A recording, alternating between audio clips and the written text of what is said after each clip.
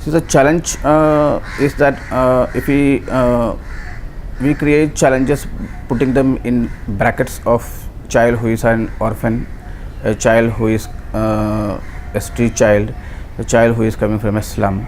If we remove these tags, and if we can see child as a child, and we call children as children, then the first step to education start.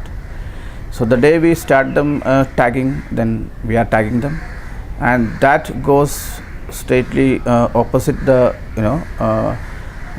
what education is meaning for. So we are not inviting them to school, and we are trying to throw out of schools. What happens in a big school setup? Even a child goes because the child was supposed to come simple way with uniforms. So there are many things a uniform also bring. It has to be clean, there should be hygiene, there is many of these things which a child from a street may not respond according to the standards.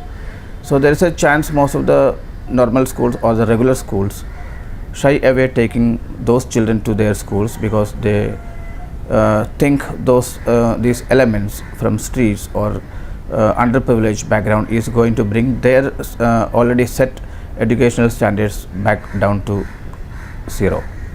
So it is a challenge for children to get into regular schools. But if a school treat child, even if they are coming from a poor background or street background, as a child, and try to look at them as children and start to provide whatever the facilities or the little bit of support which we can provide to them, then that also make a big difference for the child to enter the school on a regular basis and start studying. Otherwise, most of the children, they have a tendency, they drop out because they don't have uniforms, or they don't have books, or they don't have the proper study support, and their parents may be illiterate. So these things also should be included when we talk education in a school setup.